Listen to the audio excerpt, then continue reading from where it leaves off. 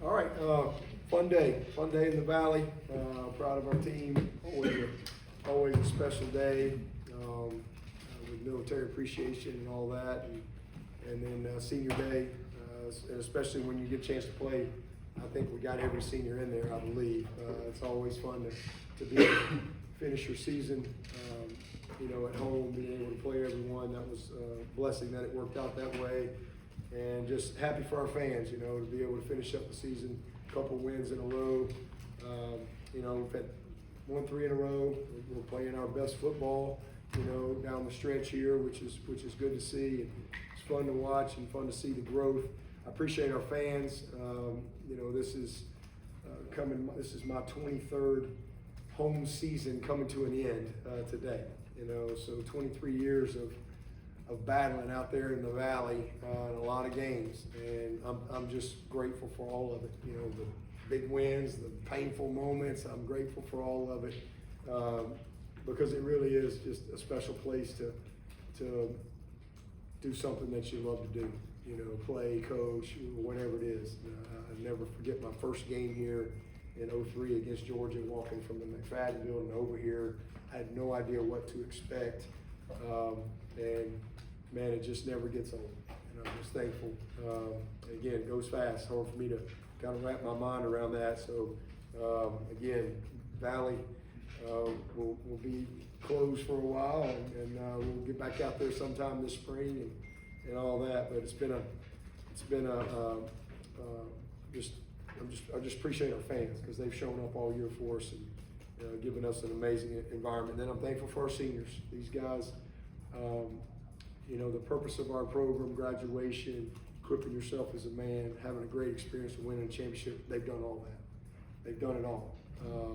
And then our goals that we have, they've achieved every goal on our board at some point or another. And they didn't do them all at one time, because if they do that, we win the national championship. But they've hit every goal at one point. So I'm just proud of them, but most of all, the thing I'm most proud of this senior group is how they've led this year.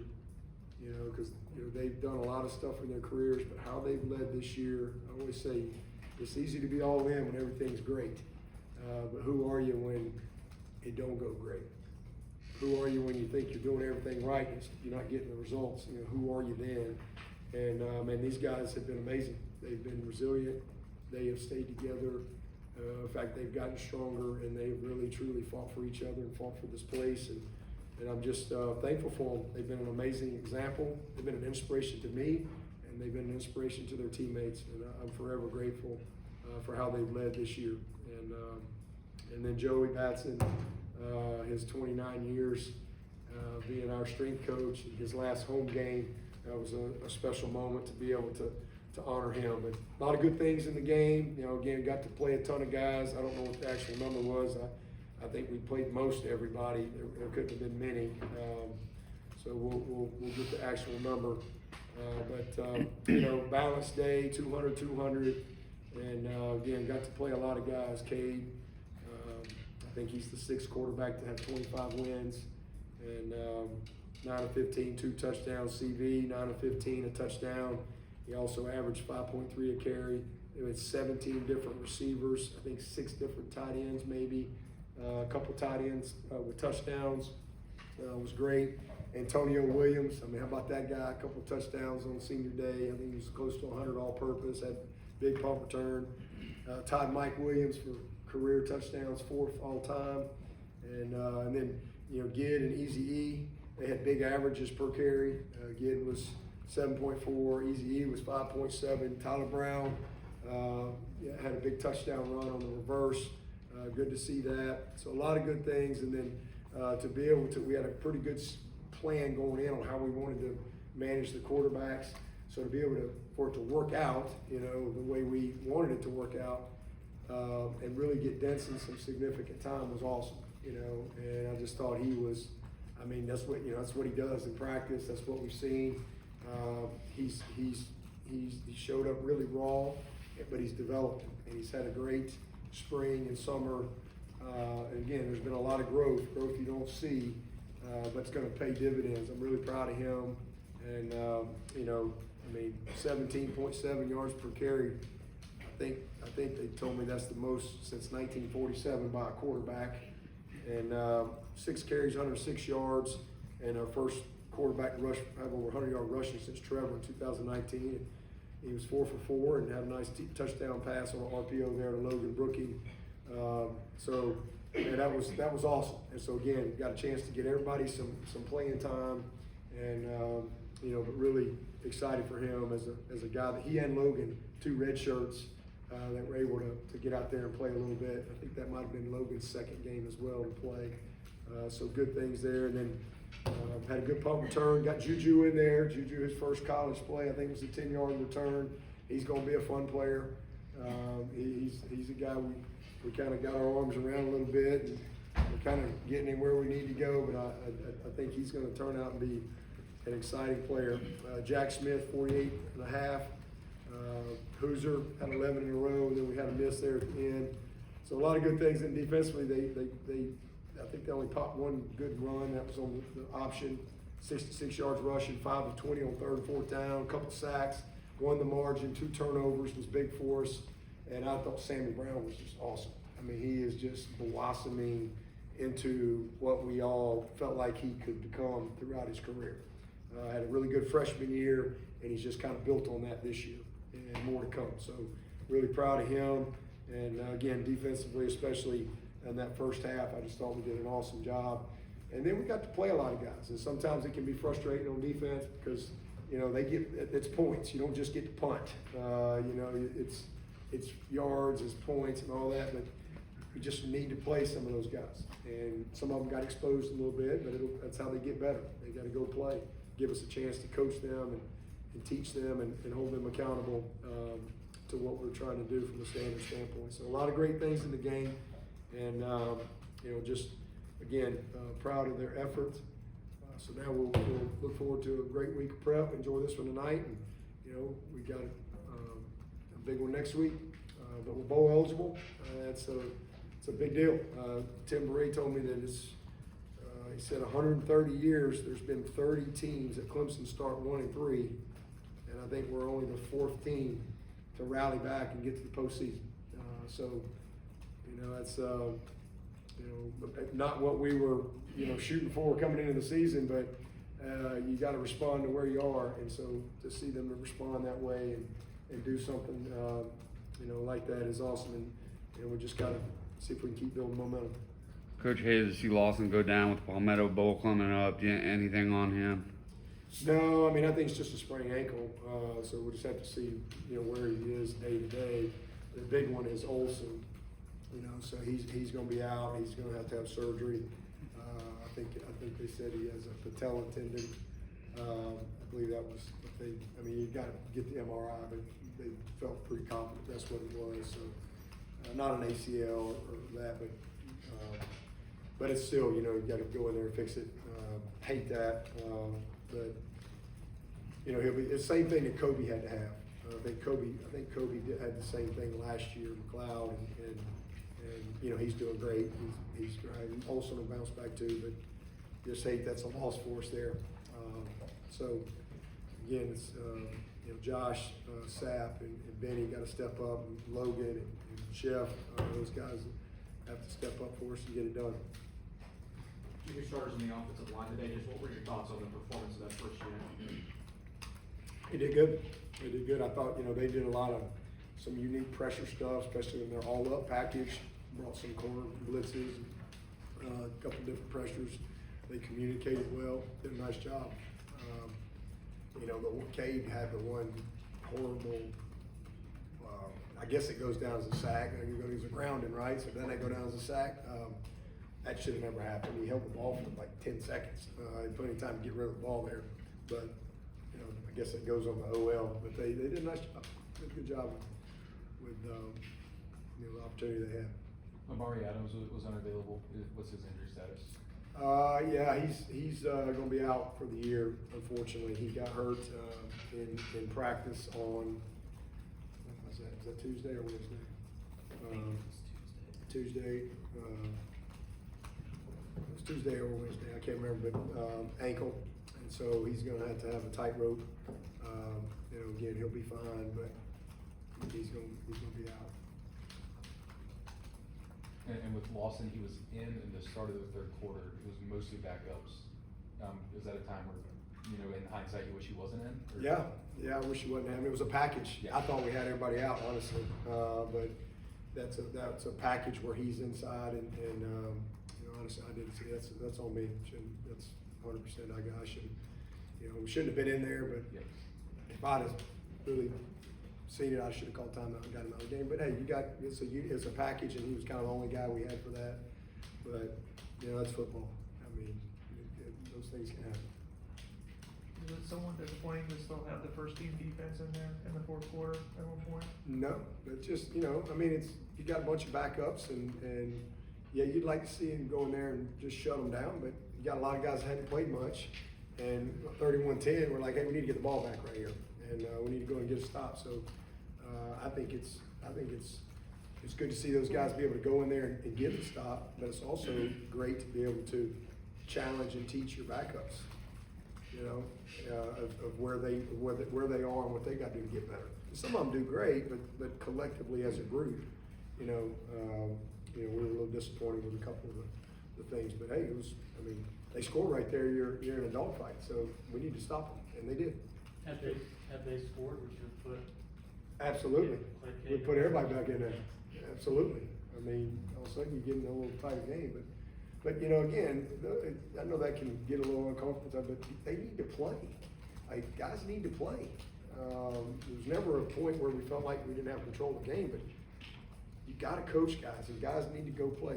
They're going to make mistakes. When you play 100-something guys, you're gonna have some things, but it's good for us to be able to teach. It's good for the development of the team, and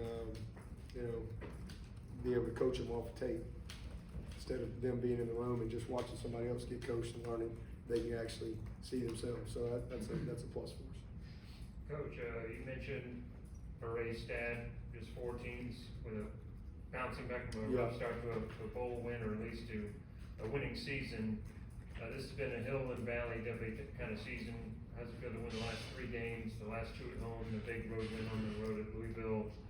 And how does it feel for the team as a whole, knowing that they have a chance to join that group, to have another great finish like a couple years ago with the Gator Bowl? Yeah. And how does it feel? What does that say about this team from senior to freshman? Yeah, I mean, we've won 3 in a row. We're creating some momentum. It's fun. Celebration leads to replication, right? I mean, it's like, it's fun to celebrate, and good to see them be able to replicate that a couple of weeks in a row here. So they've got some momentum. We're playing our best football right now, and so it's been fun to watch them grow. It's been fun to watch them battle. We've had all kind of different challenges along the way, and another offensive line in there today. A lot of guys have been out, losing Braden last week. Now we're losing Olsen, lost Amari. I mean, that's football. But they just keep going. We'll see where Jaheim is. Hopefully he'll be back this week. But we'll see where he gets throughout the week. But I'm proud of him. I mean, it's been great. That's all you can do. Is they've had some heartbreak losses, down to the last play. But how do you respond? That's all you can do. They've responded, in a courageous way, and they've stayed together. They blocked out all the noise, and they just kept working. Coach, with the injury to Olsen Pat Henry, have you thought about who's going to start at tight end next week, and will there be a possibility to see increased utilization of Logan Brooking? Yeah, be Bencore and Sapp. That's our starters. I mean, be those guys. And then, yeah, definitely Logan. He's now our 3rd guy. And then Chef, and then Banks Pope. That's who we got. We got Charlie Johnson, who can get in there and know what to do as well. But Sapp and Benny will be our starters in our 12 personnel. But that's why we held Logan, all year. Just didn't want to not waste. We had plenty of depth there, and he needed to learn and grow and develop and get some power hour. But he's ready to play, and he's a tough physical kid. He had a dumb penalty today. I think he hit him right in the back, or got a blind side. But he's a full speed kid, and yeah, we gotta have them ready. But Sap and Benny will have to step up for us. The timeout before Cade's standing ovation in the second quarter, I guess, was that planned, and just what was your thoughts on just the ovation that Cade received during that time? Yeah, it wasn't planned, it was just in the moment. You know, we went into the game with a plan of what we wanted to do from a quarterback standpoint, and kind of how, you know, we wanted to play those guys and win, and then if everything goes well, you know, really wanted to be able to get Denson the majority of the fourth quarter. Wanted to get Trent in there into the third quarter, so it kind of, that all worked out well, but that was just kind of in the moment as far as, hey, let's call timeout, let's get number 2 out of there. I mean, he's been a warrior for us. I mean, he really has, and it was a cool moment for him. Is his quad still bothering him a little bit? He came up a little gimpy after that grounding. Yeah, I mean, he's not 100%, but if he was 60% 2 weeks ago, he's, you know, much better than that. Not quite 100, but he's getting better every week. There's definitely still a problem. We saw Cade get really excited for Chris whenever he scored. What can you say about Cade's leadership and just how he's mentoring all the younger quarterbacks? Yeah, I mean, Cade's all in all the time. I mean, he just doesn't flinch. I mean, he's a leader, takes ownership. He sets a great example in everything he does. This kid, he's in the building all the time. He's in the rehab, prehab area all the time. I mean, he's played through a lot of pain. He's gritty. He's tough. His example is, you can't quantify it. What he's shown these young guys and how he prepares, how he practices. He's the same guy every day. He's not a guy that's up and down from an energy standpoint. He is on all the time. When we step on the practice field, you get the best of Cade Klubman every single day. And you can't ask for a better example than that for all these other young guys. I'm really proud of them. It's a pretty star-studded senior class. What are you gonna remember most about this group, and what makes this class special in particular? Yeah, I mean, what I remember most of what I said earlier, I mean, again, you know, they've all achieved the purpose. They're graduates, they've equipped themselves as men, they've all had a great experience. We've got 6-year guys, 5-year guys, 4-year guys. I mean, they've all stayed here because they've had a great experience. And then they've all won a championship. So that's the purpose of this program. They've achieved it. They've hit every goal. I mean, they have. So that's all great, but again, what I'm most proud about them is how they led this year. With high expectations, disappointment, a lot of negativity and noise around our program, they never let that stuff in our building. They never let it on the practice field. They never let it in the meeting rooms, and that's what I'm most proud of. They're a special group. As I said last week, if you know, Larry will assign an intern to do a case study and just track these guys for 20 years. You the intern? Right. Report back in 20 years. I don't know where I'll be, but I'd like an update. This group of people, they're going to dominate in life. I know it. I can't wait to see what they're going to do. They're going to dominate in life because I've seen their engine. I've seen their heart. I know how they're built. And man, they are equipped for whatever. They're going to be great husbands. They're going to be great fathers. It's a special group. So, you know, may not be a sexy task to take on, but if somebody tracks that group and reports back and does a little study on it, Swinney said 20 years ago to follow these guys. I mean, this is going to be some dudes now. This is going to be some game changers, difference makers in society, and I can't wait to watch them. Speaking of difference makers, in the locker room, we had Gary Peters and Chase Price in there dancing with us in the locker room. So that was awesome.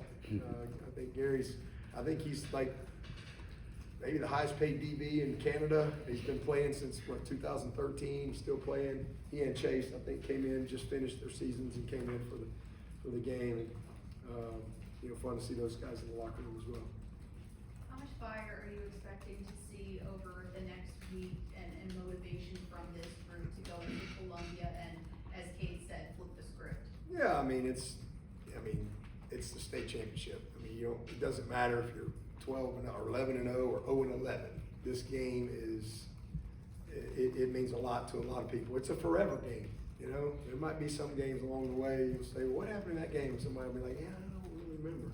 But you remember this one. All right, everybody lives with this one. This is one of those games. I mean, you don't have to say a whole lot this week. Everybody knows, you know, what's at stake, and both teams want the same thing, and you got to play well. You don't really have to do anything different. The same things win a rivalry game that win any game. It's turnover margin, it's big plays, it's, you know, being a disciplined team, it's having good special teams play, it's winning in the trenches, it's finishing in the red zone, it's playing with amazing uncommon effort. I mean, it's the same things. You know, it'll be fun. It's always exciting to be a part of this game.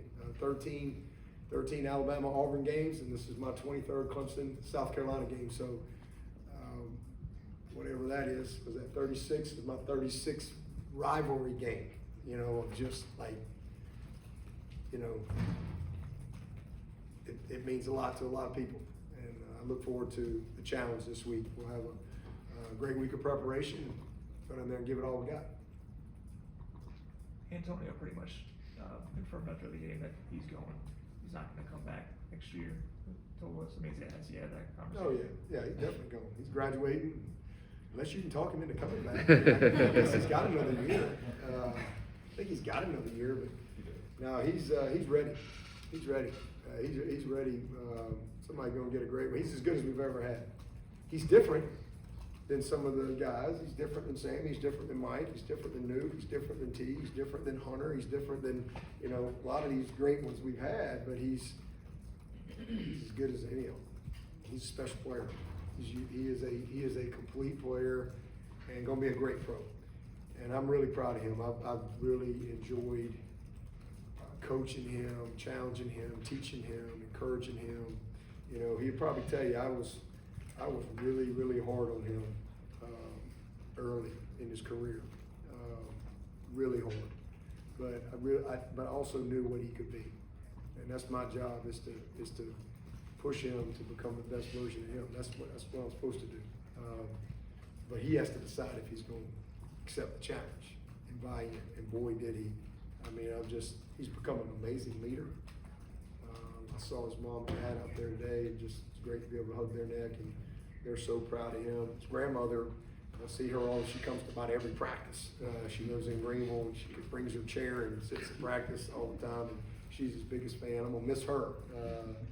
She comes up and listens to my talk after practice, every practice almost. So I just love his family, but that kid he's special player, special. That catch he made, kind of wrong shoulder, you know, being able to keep his balance, his control, awareness of where the pylon and goal line was. That's a big time play.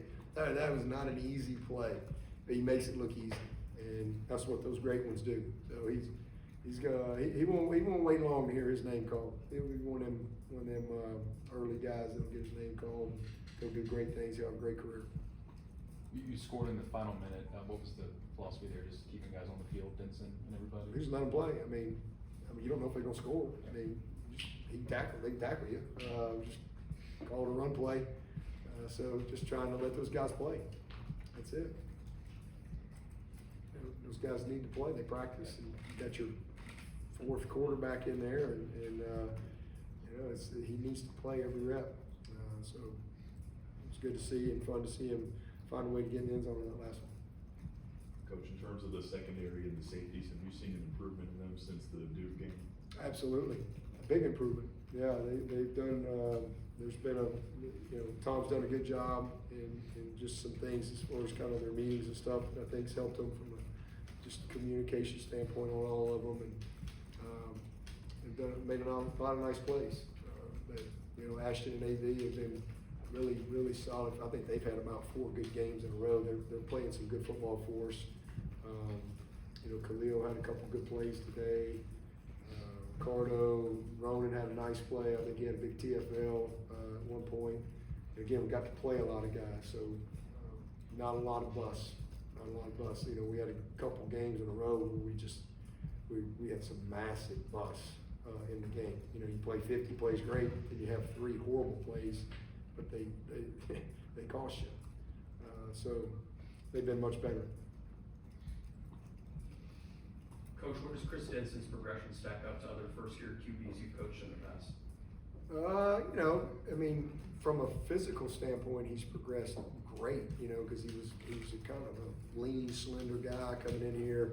And so he's worked his butt off in the weight room. Where he first got here, look at him physically, you know, his lower body development and his upper body, he's really improved physically. And then he's kind of been Taj's project. You know, Taj has really kind of had his hands on him every day. They work. You know, they do a lot of post-practice stuff. I mean, the kid's a grinder. I mean, he's a very committed guy. He's a natural leader. That's been fun to see. You know, he's just it's not something that he has to work at. I mean, he is just a natural leader. He's got a great presence to him, great demeanor. And so it's been fun to see his confidence grow. He's one of those guys, like early on, it's one of the qualities I liked about him early on. I knew he didn't really know what was going on early, but you would never sense that with him. You know, he's just like that all the time. You know, he's like the duck on the water, and the feet make, but you don't see that with him. He's just like that, and that's a great quality to have as a quarterback. But he's a very smart kid. He's a high football IQ guy. He really understands. You know, and even though he hasn't been playing, he's redshirting. He's really learned a lot mentally. Like again, it's stuff that you don't see. Like he knows how to ask questions. He knows how to watch tape. He knows he's taken a lot of ownership of learning from Cade and those guys in the corrections at practice or corrections in the game. He's been back and forth. You know, he's gotten a lot of work on the scout team. He's just getting reps, and then when he's come over and got some reps with us, he's done a good job there. The last 3 or 4 weeks, I give we've done a lot of scrimmage work on Tuesdays.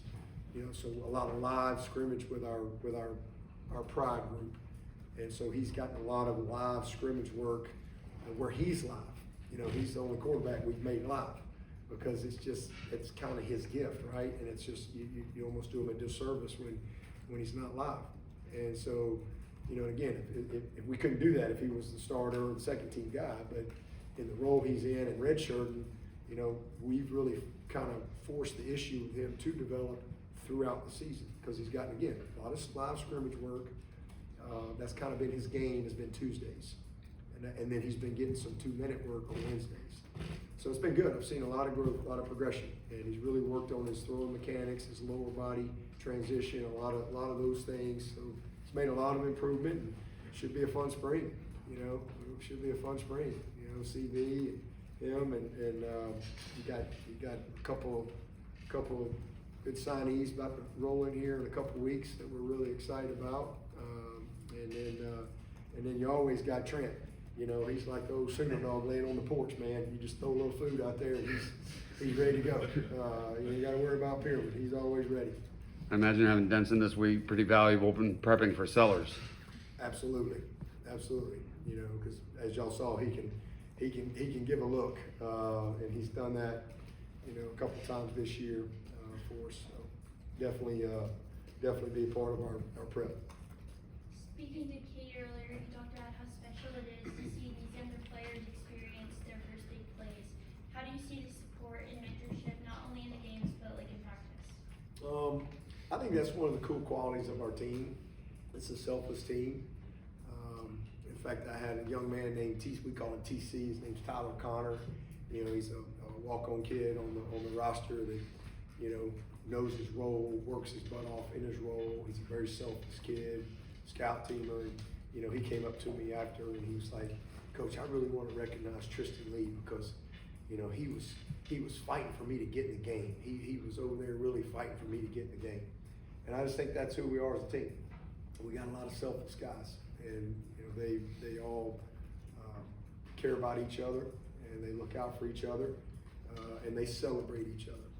So I think that's a cool thing, and that's always one of the fun things in a game like this when you do get a chance to play a lot of guys is seeing the guys who play a lot, really be able to, get on the sideline and support their teammates.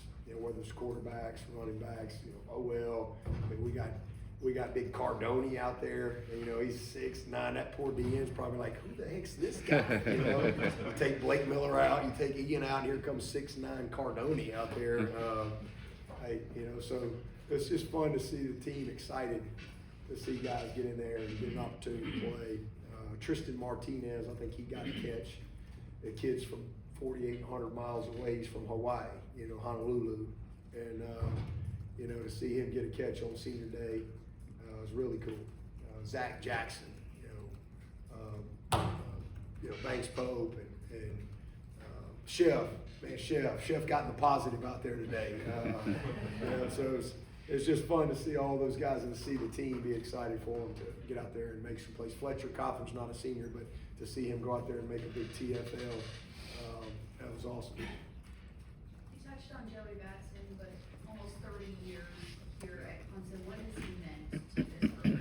Well, I'm not here without Joey Batson, you know, and that's one of those decisions I've made a lot of good decisions, but I've made some bad ones too. But I think I've made more good than bad. But when I got the job, probably the most hated person in this program, other than me, or the most unpopular person other than me, was Joey Batson. I can't tell you how much bad emails I got and letters I got. That was back when I actually read that stuff. I didn't know any different when I first got the job. I actually read my mail, and now I don't read none of that. So if I read it, it's because somebody's saying something nice. We love you, coach, and all this stuff. So all these people that take all this time to write all this bad stuff to me, I don't read it. So, but hopefully it make you feel better. But you know, I mean, it was. You got to fire Joey Batson. You got to get rid of Joey Batson. They're never going to win with Joey Batson. You're never going to do this and that. But I had watched Joey Batson for 6 years, and I knew who he was. Joey Batson wasn't the problem. He wasn't the problem. And you know, I just you don't. I mean, what are we? We're second in wins, we're third in wins in the past 17 years. You know, since I've been a head coach. I guess Alabama and Clemson. We've won a lot of games, and you know, people say we don't play nobody. Well, we're 3-1 against Ohio State, and 4-2 against Notre Dame, and we've beaten Coach Saban in Alabama in 2 out of 3 national championships, and we lost one 45-40. You know, we've won a lot of big games and a bunch of big moments along the way. That doesn't happen if you don't have a captain down in that engine room that knows what he's doing and is elite at what he does. So I wouldn't be here. Joey Batson has been amazing, and he's so loyal. He listens. He'll take my message, and that message will go for me. And I mean, he will instill it into the team. And you just can't be successful as a head football coach if you don't have that type of relationship with your strength coach.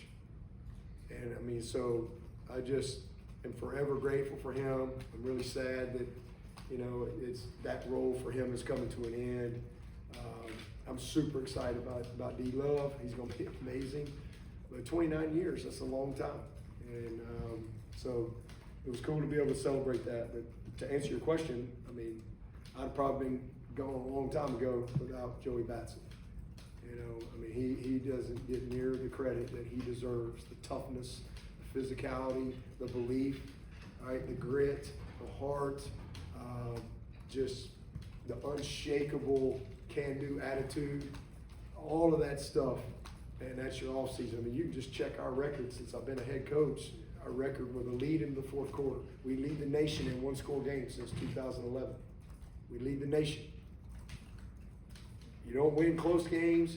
You don't finish games in the fourth quarter like we've done without having a strength coach that helps instill that.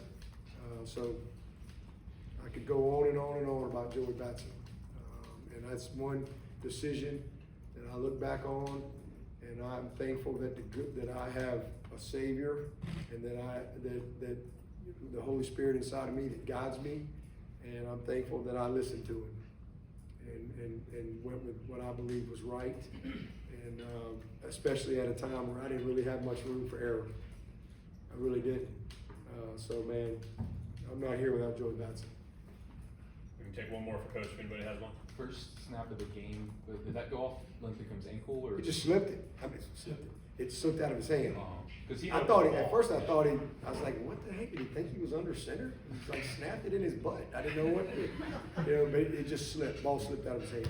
I didn't know until when he came over there, I'm like, he goes, just slipped out of my hand. I'm like, okay. I thought you were trying to get him a carry or something. No, he got, yeah, it was his first career, senior day, I think that was, you know, that might be exactly what happened. He probably said, first play, it's gonna be a long game, let me just snap it to myself, I'll get my first career yard. Did he get a yard? He did. He got a yard? It was 0 yards. That's probably exactly what happened. He has dreamed this up in his head, this one, and I'll just, nobody will know, I'll just say it slipped, I'll pick it right up. That would be a classic Linthicum deal. He's now, I only think he's had any bad snaps. Like, in 2 years, I think he's been money.